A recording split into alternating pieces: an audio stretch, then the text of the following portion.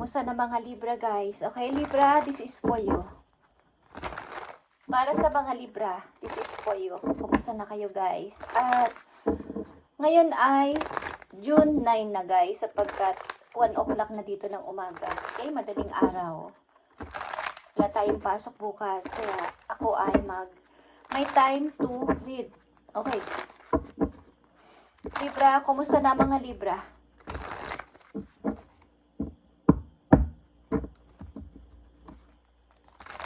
Kayo ba ay pumapag-ibig guys?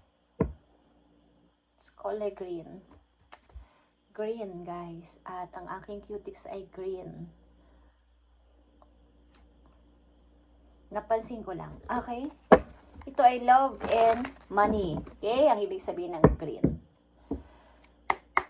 Kumusta na mga Libra? Tingnan natin ang inyong sitwasyon guys. At hingi tayo ng advice para sa inyo. Libra, June 9, 2025. June 9, 2025. Yeah. Okay. Give up. Okay? Pababayaan ko na sila. Kayo na ang nanalo. Okay. Sabihin man nila na ako ay talunan, but ayaw ko nang makipagtalo sa inyo. Ayaw ko nang makipagkompetensya sa inyo sapagkat masaya na ako dito. Kung ano man tong nakuha ko, I'm happy. Okay, ito ay 5 of Swords. Umiiwas kayo sa drama ng mga tao sa paligid nyo o drama ng mga kilala ninyo. Okay? Ayaw nyo ng drama. Gusto nyo na lang magsakripisyo at lumayo o kaya ay layuan sila. At tama na to. Okay, yan ang inyong sinasabi. Unang message sa mga Libra is, because I'm here na. Masaya naman ako sa nangyayari sa buhay ko ngayon, lalo na sa work ko, sa sarili ko, bilang single din. Okay, kayo ay maaaring matagal ng single, or single mom, o kaya ay single dad, o kaya ay ayaw na mag-asawa, ayaw na magka-boyfriend, ayaw na magka-girlfriend, at nag-i-enjoy na lang sa pagiging mag-isa. Ini-enjoy nyo yung inyong mga natanggap na, kumbaga na-invest ninyong money, o na tinatamasa ninyo sa kasalukuyan. Sapagkat ang mga Libra nandito maybe ay maayos ang pamumuhay, maayos din ang takbo ng kanilang career, at maayos ang pagdating ng money. Okay? Nakita nyo ba ang Queen of Cups? Kayo to as a mother. Kung kayo ay mother now, nasa edad kayo na 40 pataas, is maaaring ito yung time na kayo ay nag-healing, tuloy-tuloy sa sarili, at kalmado sa lahat ng bagay. Kumbaga ay hindi nyo ginagawang big deal ang lahat. Gusto nyo na lang maging kalmado at ayaw nyo ng drama nga, like I said, sa inyong buhay, sa paligid. Ayaw nyo makisawsaw sa problema ng iba at gusto nyo lang ay maging tahimik lang. Kumbaga ay kalmado. Mapagpasensya din ang ilan sa inyo. At nandito ang 3 of Wands guys.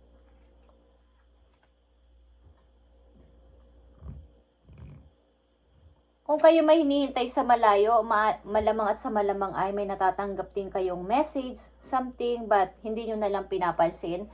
At pinababayaan nyo na lang. Kumbaga ay, okay naman ako dito sa sitwasyon ko ngayon. Okay pa ako. At ayaw ko munang intindihin ko ano yan. Kung ano yung mga message na yan.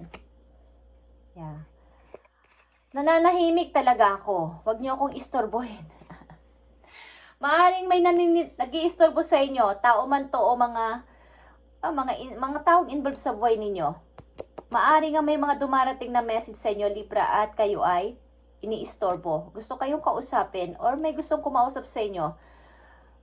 Maaring may gusto siyang alamin, but nananahimik nga ako guys. Yan ang sasabi ninyo. Night and day. Ayaw ko kayong pansinin muna because andito ako sa time na sarili ko naman muna.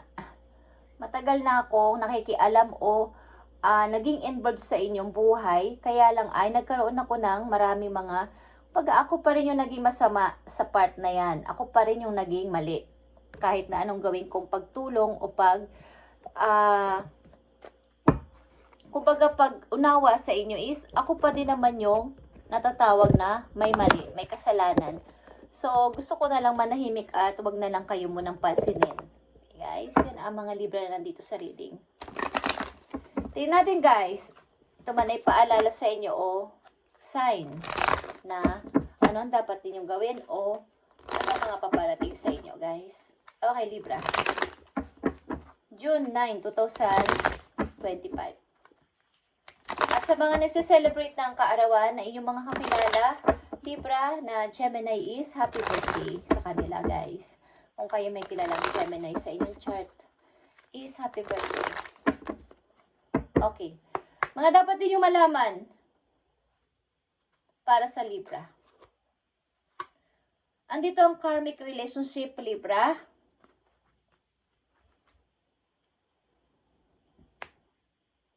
Yeah.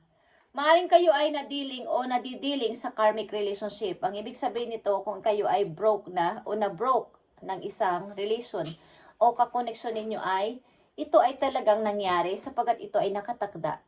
Dahil ito ay karmic relationship. Kumbaga, kailangan maghiwalay ang dalawang taong nagmamahalan o nagkakilala because may karma na naka-connect sa kanilang dalawa.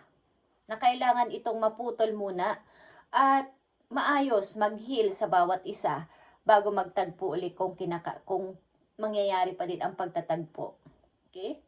Maaring may nagpalaya dito sa isang person para matapos na. Ito ay maaaring naging toxic na connection sa inyo, Libra, but pinabayaan nyo na lang siyang lumayo o nilayuan nyo sapagkat masyado ng komplikado. Okay, guys? Yung love nito ay nahati. Kumbaga, sa isang part andun yung LO, sa isang part ng heart ay nandun yung VE, yung love. Okay? Is nahati. But ito ay love na masasabi. Ito ay pag-ibig at inibig nyo ang isa't isa. Kaya lang ito ay masasabing karmic relationship, Libra. Hindi man sinasadya, but kayo ay nagkalayo sapagkat ito ay kailangan maputol muna. But, meron ditong gusto ulit i-rebuild ang connection na to. Sapagkat ito nga ay may love naman. May pag-ibig. Hindi naman to basta-basta laro lang na connection. May pag-ibig. Kaya ang ilan sa inyo dito na sa reading ay single pa rin until now. At ini-enjoy ang career at ang kailang mga naipundar o sa something na nag-enjoy kayo sa pag-single. Maaring may pa rin, andyan, may puwang pa rin ng tao ito sa inyong puso. Tingnan natin, silipin natin ang pag-ibig na to. Thank you. Libra, karmic relationship. Okay. Be honest is here. Heart-to-heart conversation are necessary. It is safe for you to talk about your feelings. Something na talaga mayroon pa ditong pag-ibig. Kumbaga ito ay pinaprocess dun sa heaven kung kayo pa rin, like I said. Ito kasi ay karmic relationship nga. May love man pero kailangan magkalayo ng dalawang person. Trust the process. This connection is divinely timed. Ibig sabihin, ito ay divine timing. At kailangan nyo mag-usap, heart-to-heart conversation para masabi ninyo ang feelings nyo pa rin sa isa't isa sapagkat kayo ay twin flame. Kaya lang ay ito ay karmic. Okay guys. Kaya ang ilan sa inyo dito ay still single pa din at walang, kumbaga may dumarating man tao o may darating man tao ay hindi nyo ma-entertain o nagkakagusto man kayo o magkaroon kayo ng kakoneksyon muli ay parang agad-agad ding nawawala sapagkat kayo ay nai-involve nga sa inyong twin flame.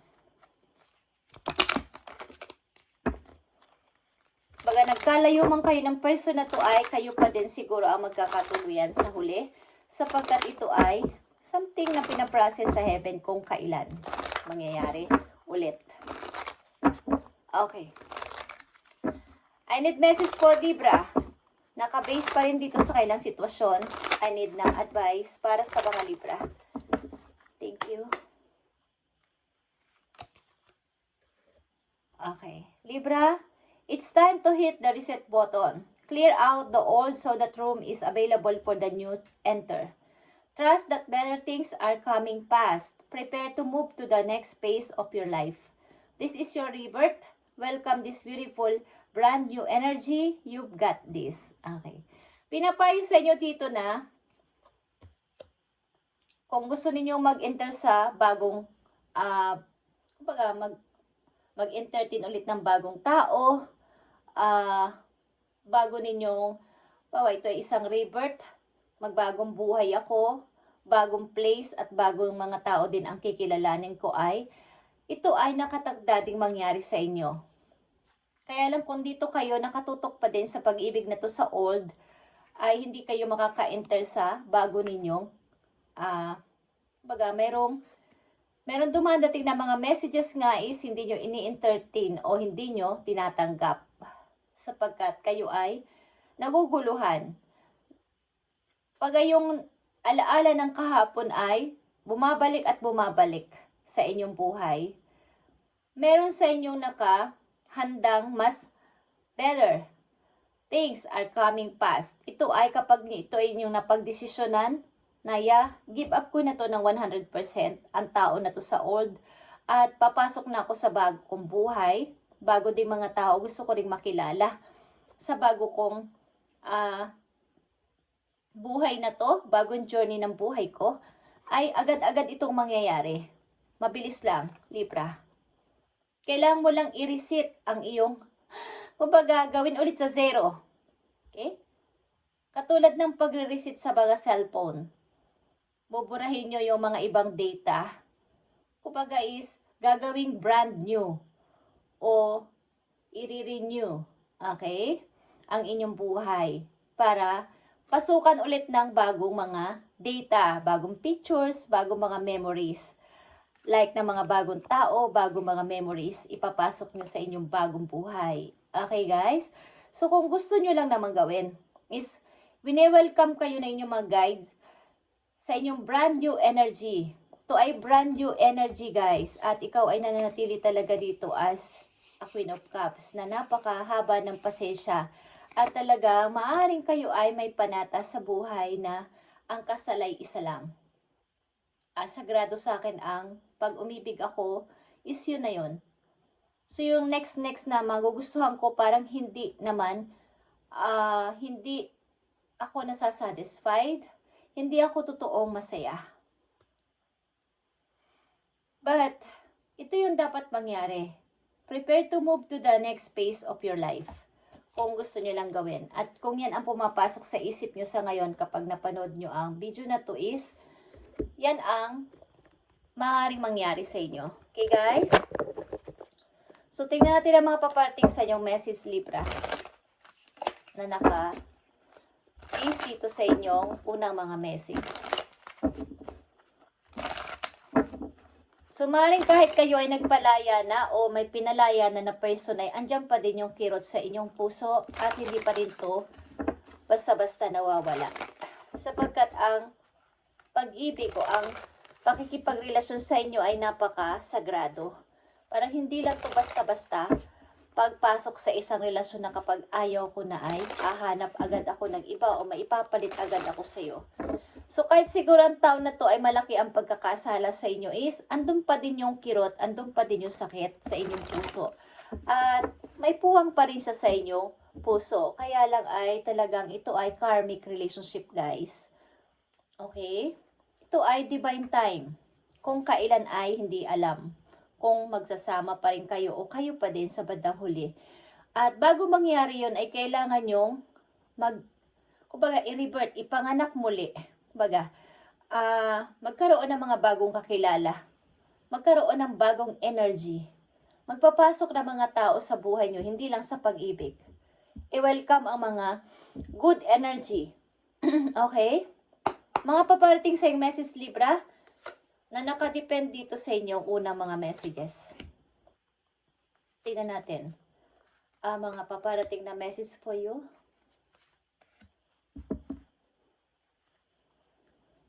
Yeah. Queen of Pentacles, kayo talaga ay masaya as a single.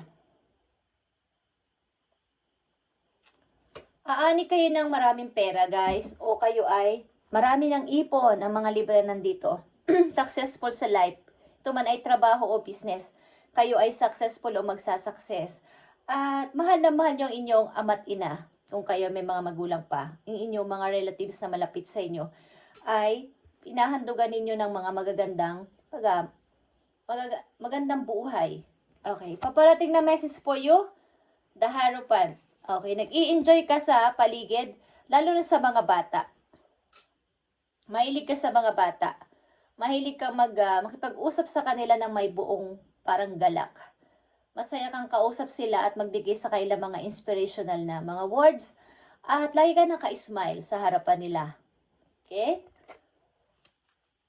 Six of Swords. Okay, guys. Kayo talaga ay mag-isa at nag-i-enjoy sa sarili nyo. Di ko alam kung kayo nagta-travel o kung saan sa kayo pupuntan lugar at ini-enjoy nyo ang bawat view, bawat mga views, mga place na inyong pinupuntahan. Like kayo may dalang mga camera para kayo ay mag-picture para sa inyong mga napuntahan. Okay. 10 of Wands. At dumarating din yung time na kayo ay napapagod sa pagiging mag-isa. Okay, Libra. Napapagod kayo sa pagiging mag-isa at walang masyadong kausap. Guys, para kayo nagkaroon ng phobia na umibig at magtiwala. Kaya ini-enjoy nyo ang sarili nyo mag-isa. Lahat nandito sa inyong message ay puro pag-iisa. Alone. But kayo ay pupunta ng iba't ibang lugar. Gusto nyo yung magagandang place. But dumadating talaga yung time na kayo ay napapagod ng mag-isa. Tingnan natin. Mahalaga sa inyo ang tahanan. Mahal nyo ang family. Ay, yung may tahanan talaga masasabi. Yung may ama't ina sa loob ng bahay. Okay, guys. Libra, message pa po you. Tingnan natin. Mukhang kayo ay lumayo sa inyong place. Hindi ko alam kung kayo nagta-travel. Okay, may namimiss kayo. Maaring may anak kayo sa malayo. Namimiss nyo, guys. Ang kanyang pag-smile. Okay, ito ang inyong inspiration. Okay, Libra. 10 of Pentacles, guys. Maaring may darating na pag-ibig at ito ay long term, guys. Ito ay long term. Ito ay earth sign, Libra. May darating na pag-ibig sa inyong buhay. Ito ay pangmatagalang pag-ibig, long-lasting na pag-ibig, guys. At paulit-ulit ang moon. The moon is here again. Talagang may kumukontra sa inyo o mayroong gustong humadlang sa inyong pag-move on, Libra. May gustong umabala sa inyong pag-move on. At humingi kayo ng energy sa moon, guys, na tanggalin ang mga bad energy na to na gumagambala sa inyo. Lalo na pagsasapit ang gabi. Okay? Maging aware kayo. Yeah.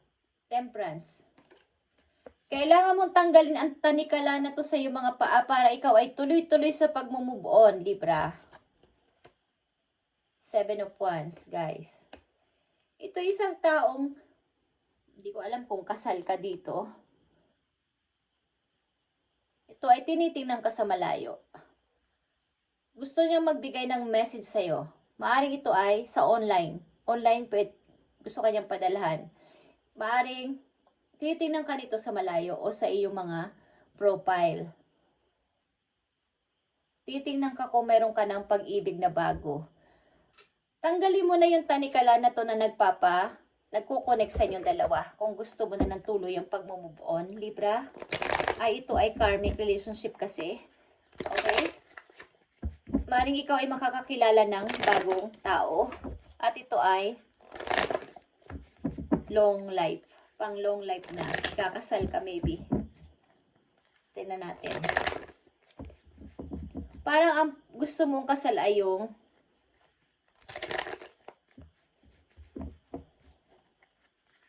nasa dagat, something. Tingnan natin ang payo sa iyo ng yung mga angels, Libra. Payo mo sa mga Libra na nandito sa reading at dito sa kailang sitwasyon. Ano ang dapat nilang gawin at ano ang paalala mo sa kanila. Thank you. Okay. Andito ang Three of Action, Libra. Things are working out beautifully, Libra. Now that your ship has come in, ito ay Three of Wands, like this. Maaaring may naghihintay sa'yo sa malayo, maaaring ikaw ang pinili ng tao nito galing sa malayo, at hinihintay lang ang iyong sagot. Kaya lang ay, something na hindi mo siniseryoso ito, but ang iyong, kumbaga, andito na eh, andito ka na, Libra. It's time to decide what your next big project will be. When you choose, continue to build upon your success.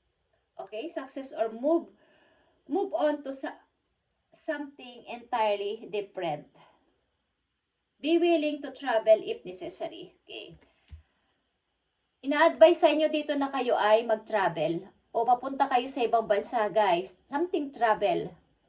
Sasakay kayo ng eroplano o ng barko. Ilan sa inyo? Lalayo sa inyong place. Kailangan nyo itong gawin para sa inyong new journey ng buhay at makatakas dito sa karmic na to na inyong pinagdaanan. Tanggalin mo na tong tanikala na to sa iyong mga paa para ikaw ay tuluyan na magkaroon ng freedom o kalayaan at magkaroon ng happiness. Okay? Sa isang tao makikilala mo. Ito ay long-term relationship, guys. Mukhang pinapangarap ka ng tao na to. Kaya lang, mukhang ang ilan sa inyo ay dinidedma to. Ito na yung hinihintay mo. Dumating na o parating na. Ito na yung tamang time to decide. Ito na yon, Libra. Kailangan mo tong i-accept at i-grab para sa iyong bagong buhay. Something different. Okay? Kakaiba kaysa dito sa naranasan mo sa iyong past. Okay, Libra? Libra, ito inyong message ngayong June 9, 2025 at pagpalain kayo ni God. Sana kayo ay makapag-desisyon para sa inyong kakaibang pag-ibig sa hinaharap. Okay? Huwag kayong manatili dito. Ito ay na-involve kayo sa karmic relationship kaya ito ay hindi magiging okay o hindi na okay. Kahit anong gawin nyo pang pag-grow dito. Ito ay something na may mali. Okay? But nothing has gone wrong. Something na ito ay pinaprocess sa heaven. Kung dito pa rin kayo, wala namang masama. Kaya lang nandito mga message sa inyo kung ito ipapakinggan ninyo at andito na rin kayo sa time na to na may ganitong sitwasyon ay gawin nyo na para something kakaiba naman o iba naman, maiba naman ang takbo ninyong buhay sa hinaharap. Okay? Maiba naman. Kung gusto nyo lang maiba. Thank you, Libra, and God bless.